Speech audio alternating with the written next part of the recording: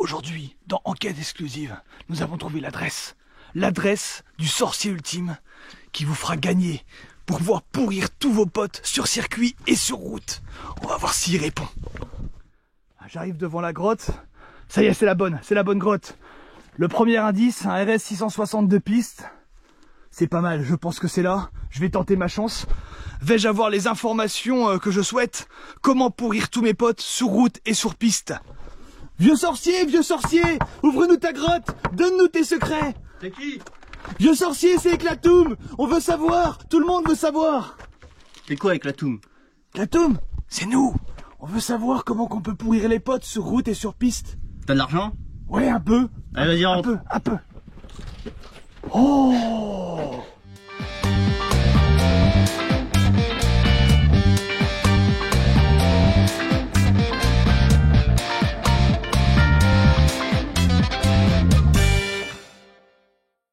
On est donc chez Wheelbike Suspension, qui est à côté du circuit du Vigan. Wilfried, qui es-tu? Alors moi c'est Wilfried, je suis technicien donc suspension, diplômé de l'école de Nogaro et Fox.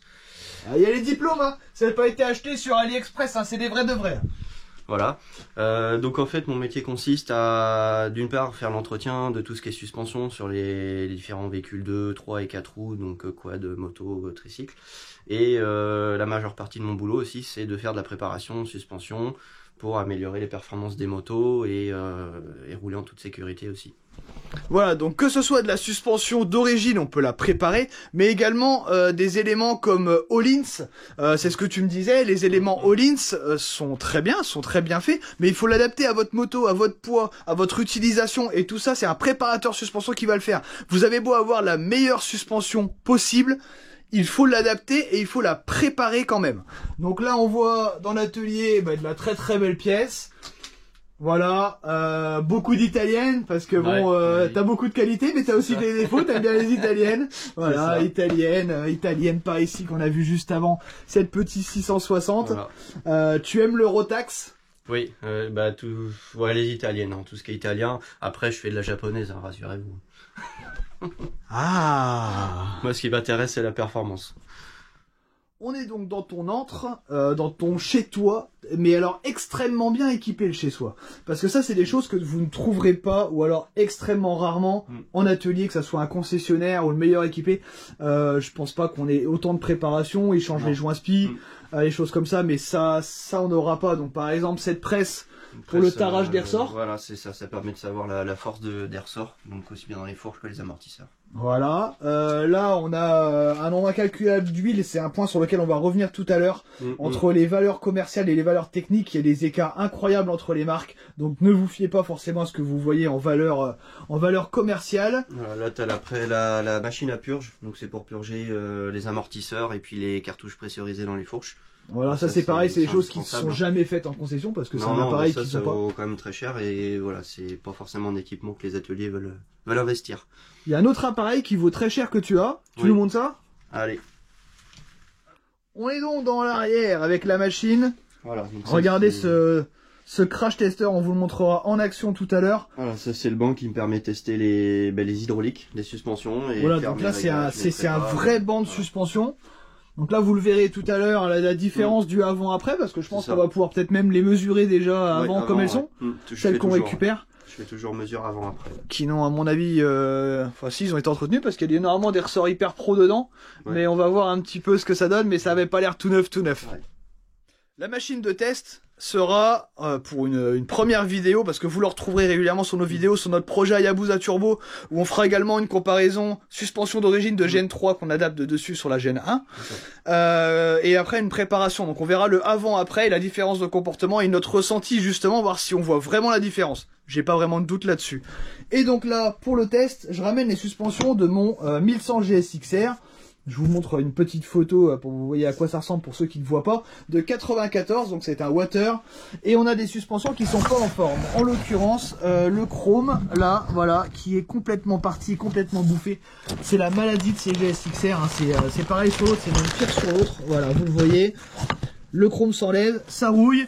Donc on va faire une préparation suspension, on va vérifier que c'est bien des Hyper Pro dedans en ressort. Ça. Et on va voir déjà, on va la passer au banc pour voir un peu ce que ça donne déjà d'origine et on pourra comparer avec la préparation après. Exactement. Et vous verrez aussi à l'ouverture, généralement, il y a des surprises. On va donc en profiter pour changer les tubes. Et déjà, en fait, en bas, c'est fileté. Et ça, généralement, il faut les outils parce que si vous voulez pas émarquer votre pied de fourche, émarquer votre nouveau tube, et déjà au démontage, foirer le dévissage, il faut... Les bons outils. Et voilà, et les bons outils, c'est chez Kiki qu'on les trouve, c'est chez le préparateur suspension. Pourquoi un entretien de fourche, ce n'est pas seulement changer l'huile et les joints spi. Vous avez dedans des bacs de friction. Alors oui, ça vaut un petit peu cher. Oui. Mais ça vaut moins cher qu'une fourche complète. Exemple sur cette Aprilia. Voilà. C'est quoi du coup comme base? C'est une RSV4 avec une fourche Sash de 2014. Qui a fait beaucoup de pistes. Qui a fait beaucoup de pistes. Okay. Pas forcément entretenu comme il fallait. D'accord. Et toi, ton constat au démontage? Au démontage, voilà, l'état de la bague. Ça, c'est une bague de friction. Une des bagues. Voilà, qui est donc interne. Ah bon, on sent bien quand même les... Ouais, d'accord. Oh, vache. D'accord. Elle est morte. Hein. Ok. Et ben en fait, c'est pas que la bague qui est morte. Parce que le problème, c'est que ça a fait métal contre métal. Et on vous montre le résultat tout de suite sur le beau tube. Ah, il est beau, hein, il paraît propre. Regardez dedans. Vous voyez l'arrachement de matière?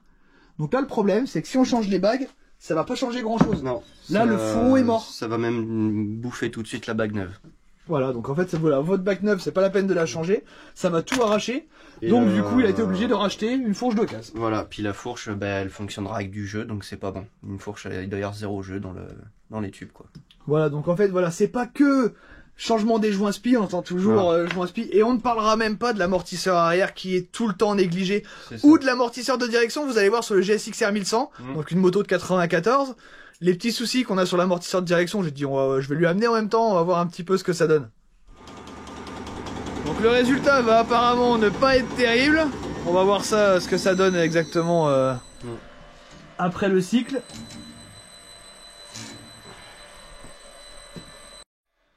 Donc là, tu as fait un premier test à blanc. Voilà, maintenant tu vas faire un deuxième test pour la faire chauffer un peu, c'est ça? Ouais. Faire chauffer l'huile. Mais au premier test, pour toi déjà, c'est pas... Non, ça reste une fourche de route, quoi. Souvent les compressions sont assez basses et puis on a beaucoup de détente, ce qui est le cas ici. Donc là, le spécialiste, le druide, rajoute quelques clics sur la détente pour voir si on a une réelle différence. Pour l'instant, c'est cours 1. Voir si le réglage marche aussi. Si le réglage marche aussi, déjà, c'est... Et voilà, est-ce qu'il est encore fonctionnel? Parce qu'on récupère normalement ces pieds de fourche là, on l'a acheté pour ça, celle-là. Parce que les autres pieds de fourche étaient foirés. Je ne dirais pas à cause de qui. Ah! Coupable! Il est là! Il est là, il s'est enfin réveillé, il nous a rejoint. C'est lui. Eh oui. C'est le vilain Jojo qui me donne des conseils. J'ai été aider vos papas. Ouais, d'accord. Ouais. Voilà, donc là en fait on va essayer d'obtenir cette fois-ci quelque chose. Si ça remonte un peu. Voilà, voir si les réglages sont déjà dans un premier temps efficaces. Puis fonctionnels. Donc là on a, voilà, les réglages fonctionnent un petit peu. On modifié légèrement. Donc voilà, ça c'est juste pour une vérification du travail de l'hydraulique. Donc sur cette presse on a retiré les ressorts qui sont dedans du coup des Hyper Pro. Et on va pouvoir après vérifier le tarage des ressorts avec l'autre machine, et c'est une combinaison de l'hydraulique et des ressorts qui feront une bonne fourche. Maintenant on va vérifier... La tête du préparateur aussi. Donc là on a vu que les réglages fonctionnaient. Le but en fait avec cette machine là c'est de vérifier toute la partie hydraulique. Après on fera la partie avec les ressorts, avec le tarage du ressort, et la combinaison de l'hydraulique et des bons ressorts adaptés feront une fourche qui fonctionne comme on le souhaite, avec les réglages qu'on le souhaite. Et ça... c'est Jojo le préparateur qui va nous faire ça bien. Ouais. Enfin c'est We Will, parce que c'est pas Jojo, Jojo c'est les paillettes, puis c'est We Will. We Will l'hydraulique. We Will l'hydraulique. Alors sorcier, fais ton œuvre, on est donc à l'ouverture de la cartouche, sachant qu'on a déjà ouvert une première fois pour retirer les ressorts, qui sont bien des Hyper Pro, qui sont là. Ils sont en train de baigner. Ils baignent. Ils baignent. Bah, ils sont un peu comme toi, ils baignent quoi. Alors on peut voir les différences en fait entre les Hyper Pro. Alors je sais même pas si ça se voit pas mieux comme ça, si voilà. Voilà. Qui sont en fait progressifs, donc ici vous avez une partie beaucoup plus écartée, et là d'un coup, tout est resserré, donc c'est ça qu'on appelle progressif. Et ceux d'origine sont un peu progressifs aussi, mais alors dans une mesure beaucoup moindre. Donc là, on va voir peut-être un tarage différent, chose qu'on va pouvoir mesurer, puisque tu as une machine à tarer les ressorts. Oui. Et maintenant, on va pouvoir voir les internes et voir l'état de l'huile, sachant que les spies avaient été changés, les ressorts avaient été mis en hyper pro, donc normalement, on n'est pas censé avoir un truc trop dégueu. Et ça donne... Ah. Moyen. Ouais, c'est moyen dégueu quand même. Ouais. C'est pas ouf. C'est pas ouf, et en plus, ça a l'air vachement fluide. Ouais. Fluide. D'où peut-être justement sur le banc le gros écart entre la compression et la détente qui était vraiment importante. Ouais, c'est pas manque de compression, ça peut venir de là. D'accord, ok. Une huile pas adaptée. Une huile trop fluide, ok. Et on va venir justement sur le sujet des huiles, parce qu'il y a un point extrêmement important qu'on voulait aborder, qu'on a déjà abordé avec Wilfried et qu'on voulait aborder sur la chaîne. Et il nous a appris un truc vachement important aujourd'hui. Moi, je vois ce bidon-là en rayon, je me dis, tiens, de l'huile pour four, je vais faire mes spies, ok, je prends de la 10W, c'est marqué sur mon manuel, 10W. Super. Mais en fait, non. Non, c'est pas ici qu'il faut regarder. C'est juste là. 10W, 49,5 CST. C'est quoi, Javi, 49,5 CST? Ça, c'est la viscosité cinématique avec laquelle nous, on va travailler en tant que préparateur ou voilà, technicien suspension. C'est celle qui nous intéresse, nous.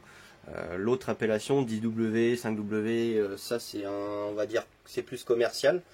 Mais on va vous montrer que entre un 10W, par exemple Motorex, Silcolene ou Bel-Ray, on n'a pas du tout la même viscosité cinématique. On va pouvoir comparer tout de suite avec tes feuilles justement, parce que tu travailles avec plusieurs huiles.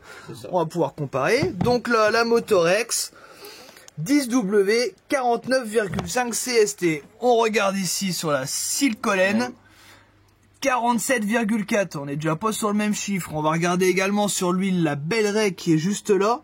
Et là, on est à 34,9. Mais en fait, tu es en train de me dire que là, je vais en rayon, je prends une 10W. C'est presque comme si je mettais de la 5W à la place du 10, quoi. Presque, ouais. En fait, elle va être plus visqueuse, plus épaisse vulgairement. D'accord. Et la suspension n'aura forcément pas la même réaction qu'avec l'huile qui aurait pu être préconisée. Donc d'où l'intérêt de bien se renseigner avant de mettre n'importe quoi dans une fourche. Voilà, la suspension c'est quand même ce qui vous tient à la route avec vos pneus. Donc c'est super important, donc faites attention, ayez ce réflexe. Ne regardez pas la norme commerciale, regardez la norme technique. Si vous ne savez pas, vous faites appel à un professionnel.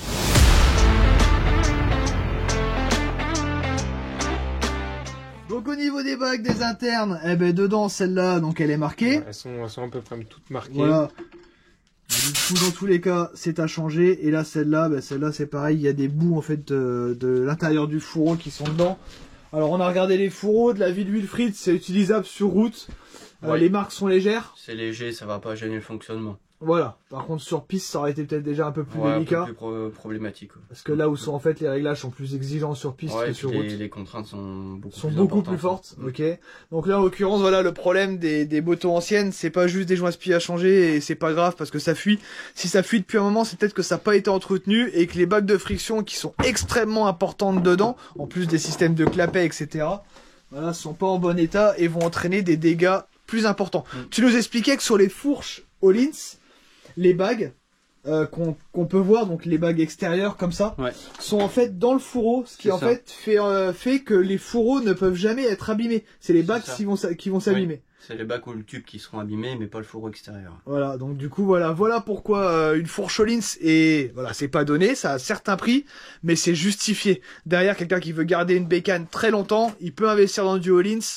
Il n'y aura aucun souci, et la pièce, tu les as tout de suite, les pièces. C'est 24-48 heures, tu as les pièces, quoi. Ouais, c'est ça, on est livré rapidement. Et tu as toutes les pièces, facilement. Ce qui n'est pas le cas de tous les constructeurs. Toutes les pièces, et même 20 ans, 30 ans après, tu as les pièces. Voilà, donc voilà, ça c'est le prix que vous payez. Derrière, il y a une justification de tout ça. C'est pas pour rien que c'est le leader mondial, d'ailleurs, des suspensions.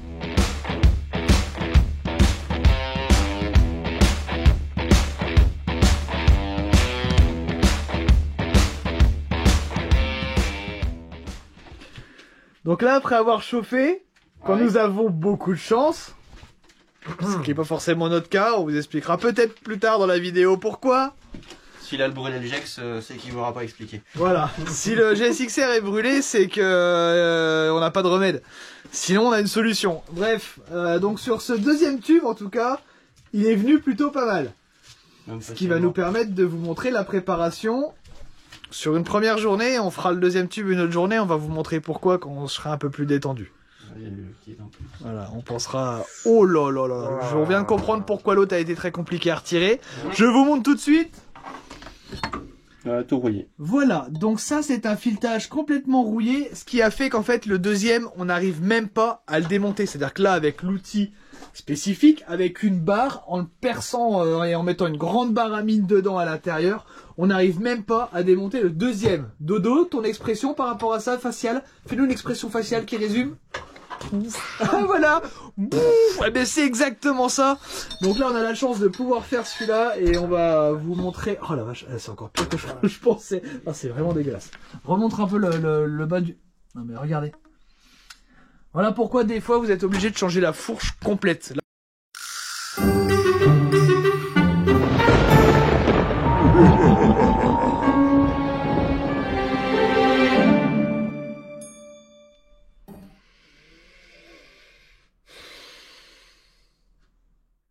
Alors qu'est-ce qui s'est passé? Pourquoi on en est au jour 2? Pourquoi on a abandonné? Pourquoi on a failli tout jeter par la fenêtre? Bah ça a été la merde quoi. Voilà. Un embout pété, un tube grippé. Alors Voilà. qu'est-ce qui s'est passé exactement?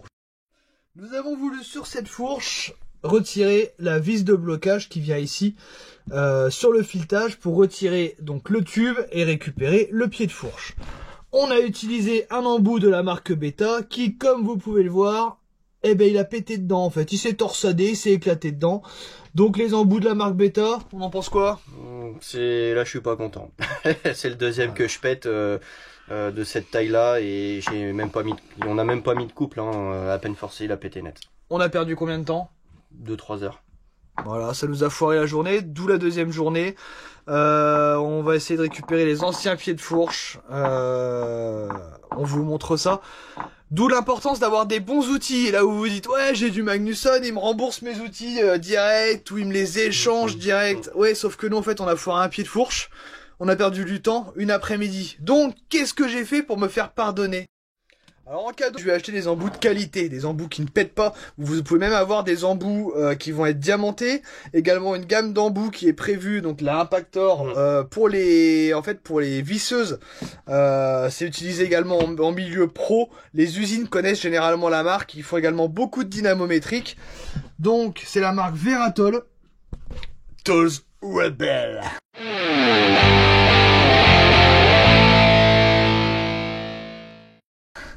Et donc, vous avez des embouts qui cette fois en fait sont faits dans un matériau qui n'est pas tendre. Donc voilà, déjà à la base ça va changer pas mal de choses.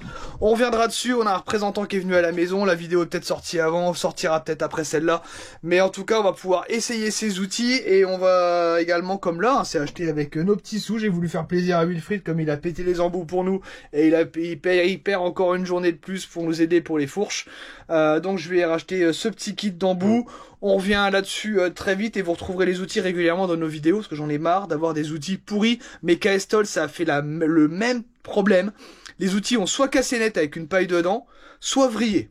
Voilà, que les embouts, hein, le reste des outils, j'ai pas de soucis particuliers. Mais les embouts ont pété et ça c'est super chiant. Les fabricants d'embouts, il y en a pas beaucoup.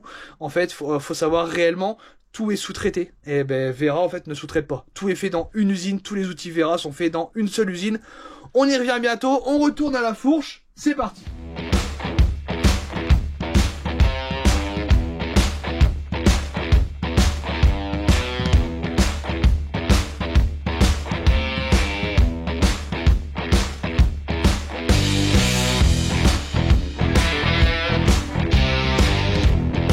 Donc en fait on avait un gros problème de pied de tube, on avait même deux gros problèmes de pied de tube. Le premier, le tube qu'on a démonté était complètement rouillé et comme j'ai une année un petit peu bâtarde sur le GSXR qui est de 94, sur les nouveaux pieds de fourche c'était pas le même filetage. Donc premier problème. Le deuxième problème c'est que sur mon premier lot de pieds de fourche que j'avais, donc ceux d'origine, vous avez ici un réglage qui est le réglage de compression. Compression.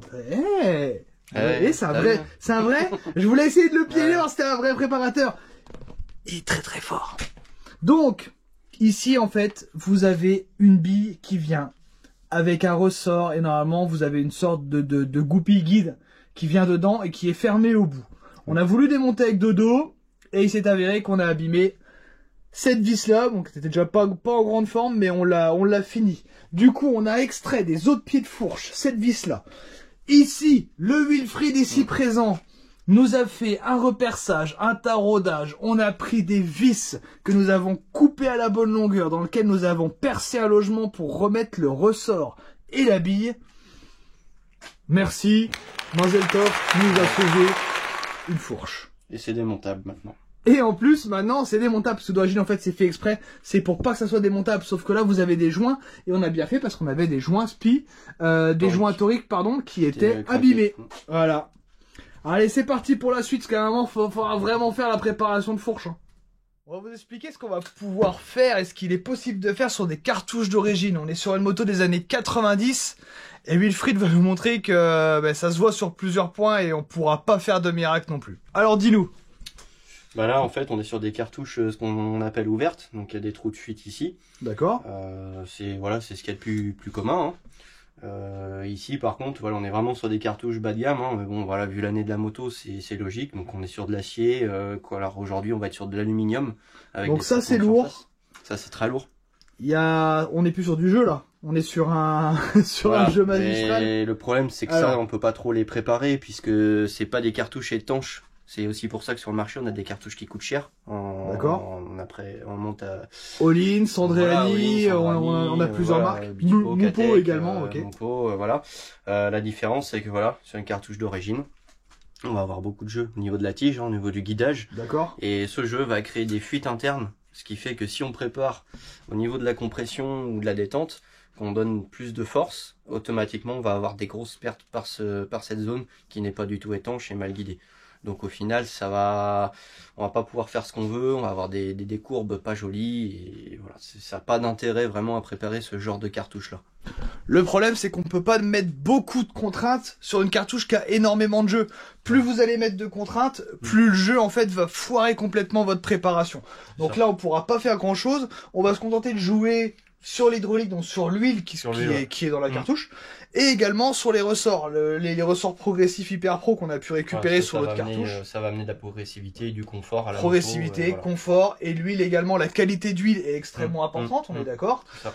Et après, du coup, ça sera tout le système de clapet et les internes, ce qu'on appelle les cartouches. Vous avez des kits cartouches qui se vendent, c'est cher. Mais si c'est cher, c'est qu'il y a une raison. C'est ça.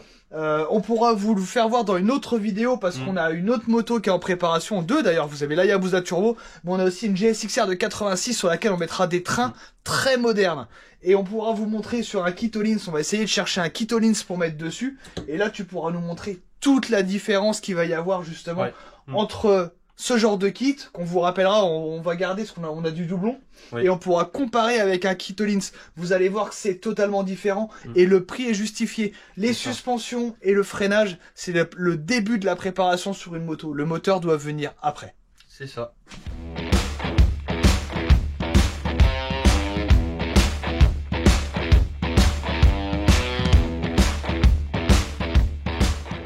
Donc là, on a mis parce que j'ai pas fait grand chose, hein, à part siroter une ou deux DSP. Donc tu as mis en route, tu as mis en place, les cartouches dans les pieds de fourche avec les tubes. C'est ça. Tout est monté dans les règles de l'art. On voit bien ici le petit sauvetage, le mot est modeste. La modification. Voilà, le gros sauvetage surtout qui nous a grandement aidé. Maintenant, on va pouvoir sélectionner dans nos tubes les meilleurs, parce qu'il y en a un en fait qui était beaucoup trop marqué. Ça, c'est un point important, donc qu'on va cesser de répéter, parce que c'est une chose qu'on a découvert. C'est que l'intérieur des tubes est extrêmement important, parce que vous avez une bague qui vient dessus, qui vient frotter dedans, en fait, à l'intérieur. Et si les tubes sont pas en bon état, vous avez pareil une mauvaise étanchéité. Donc du coup, l'hydraulique fera mal son travail. Donc c'est une étape extrêmement importante et souvent négligée. Un entretien de fourche, on le répète, ce n'est pas seulement un changement de joint spi. 95, tu vois. Et donc bien sûr, voilà, on va pas se contenter de remplacer les spies et de faire une prépa. L'important, donc c'est la base pour toi, même quand on fait une rénovation de suspension ou un entretien de suspension, c'est de vérifier les bagues donc qui sont là. Vous avez deux types de bagues, l'extérieur et l'intérieur. Et donc, là on est sur l'ancienne bague qui honnêtement esthétiquement est bien. Voilà, on n'a pas trop de dépôts, il n'y a pas de grosses rayures, elle est pas mal. Propre. Sauf que... Elle est censée faire 1 mm. Et là on a... Voilà, donc il nous demande 0,04 ou 0,05 tout à l'heure sur la partie de mesure par rapport à une bague neuve qui est censée faire 1 mm. Donc c'est un petit petit peu dommage de se contenter de faire les spies quand en fait vous avez des valeurs et des choses à vérifier que les garages des fois prennent pas le temps, les mauvais garages j'ai envie de dire ne prennent pas le temps de faire. Après ça fait partie de la prépa de suspension également, mais ces bagues de friction sont extrêmement importantes, c'est de l'entretien, c'est la base, c'est censé être fait. Donc quand vous faites les spies, demandez à vérifier aussi dans un garage les bagues de friction, c'est super important, parce qu'une fois que vos tubes là sont morts, c'est foutu. Là faut savoir que sur 4 tubes qu'on a récupérés, on en a enlevé 2, je sais pas où ils sont, voilà. Ah, ça c'est des défauts de bague aussi. Voilà ce que peut apporter le défaut de bague et du coup l'usure, ça va abîmer votre tube. Ouais. Donc c'est super important. Et donc sur les tubes extérieurs, c'est la même chose sur les fourreaux. Les fourreaux, l'intérieur s'use à cause des bagues, d'où l'importance de ces bagues. Ça coûte pas très cher par rapport à ce que peut coûter un fourreau. Oui. Donc ne négligez pas ce point-là en entretien, d'où l'intérêt de cette vidéo également, c'est de vous apprendre toutes ces petites astuces. Un entretien de suspension, ce n'est pas seulement un changement de joint spi et un changement d'huile. C'est aussi des bagues de friction et tout ce qui fait l'étanchéité et le circuit hydraulique de votre suspension.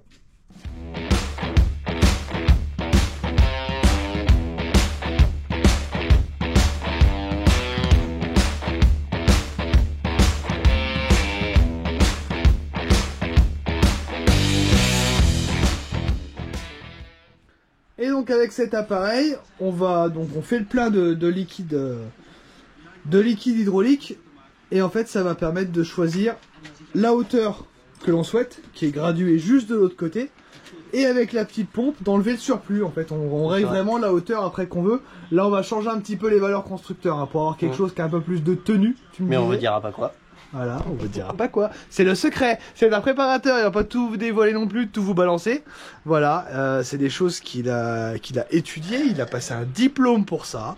Voilà, et il a également l'outillage. Mais on pourra vous montrer sur le banc la comparaison avec la courbe d'origine. Et là, vous allez voir la différence juste sur une préparation hydraulique. On parle pas là de préparation de cartouche ou autre. On vous a expliqué pourquoi on ne préparait pas.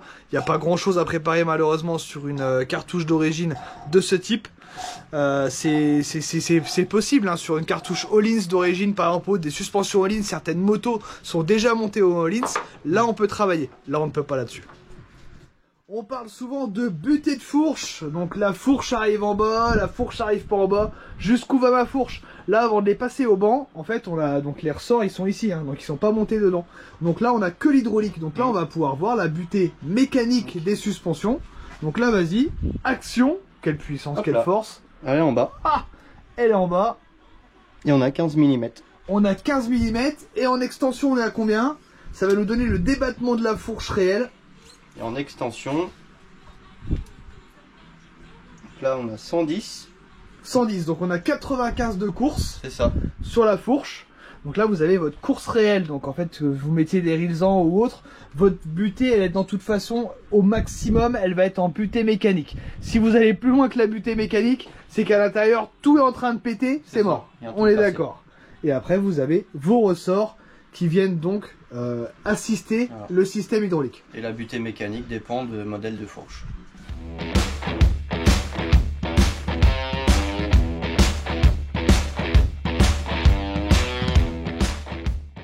La suspension est en place, on a mis des réglages de base et on sort les premiers jets sur la machine.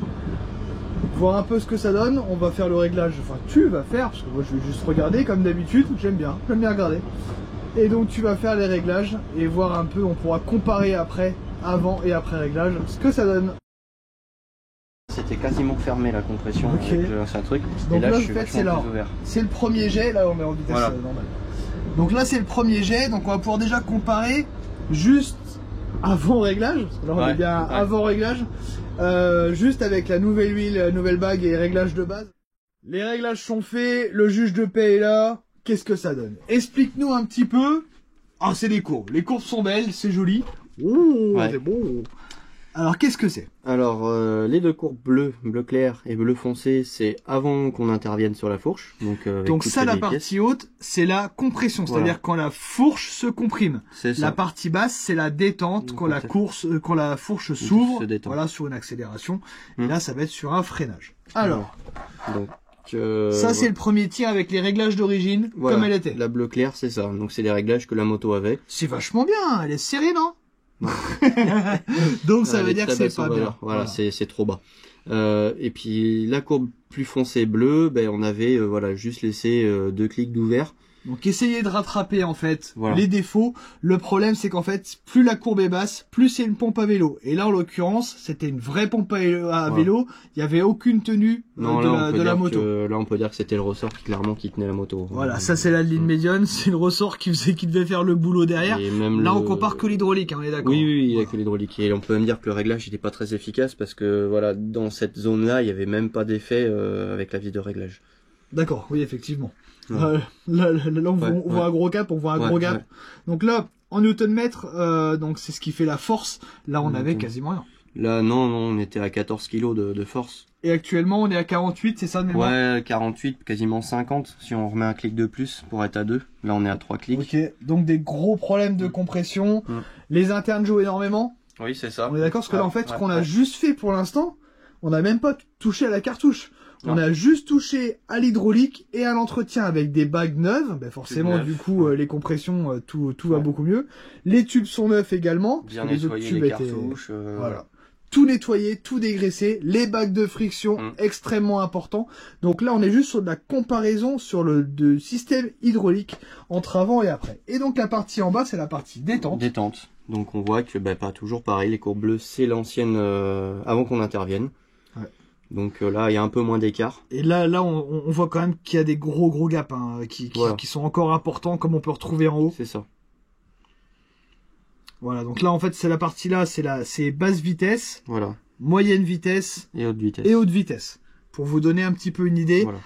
Mais c'est surtout que là, on va ressentir un vrai écart. On parlera Oui, même pas oui, ici. oui. En compression, il y aura une vraie ouais. différence sur le comportement. Ça va être impressionnant.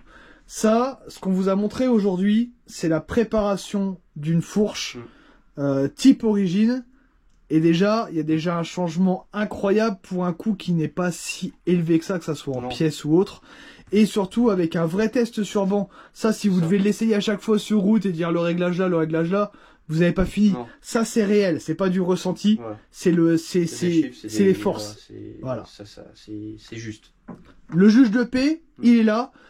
On vous montrera dans une prochaine vidéo sur le GSX-R 1100, sûrement l'autre de 86 avec un vrai train. On va essayer de trouver un vrai train avec ton aide. All-ins, on va voir ce qu'on arrive à trouver un petit peu. Vous montrer la vraie différence entre des suspensions d'origine, ça va être encore plus parlant sur l'autre, Voilà. et des suspensions préparées. Peut-être que celle-ci évoluera également. On te confiera également l'Hayabusa Turbo, qu'on fera rouler au début en réglage d'origine. Voilà. Et après qu'on mettra avec une préparation, cette fois-ci une vraie préparation, parce qu'on a un Parce que là, châssis un peu plus Là, moderne. on est plus sur un très gros entretien, une mise à jour de tous les consommables, voilà, pack tube. Et voilà, une petite bidouille en huile, mais c'est voilà, c'est pas grand chose. Mais Ouais, mais voilà. juste là déjà, on Mais voit. rien que l'entretien, là, il y aurait eu un simple entretien, on aurait eu sensiblement le même résultat, quoi.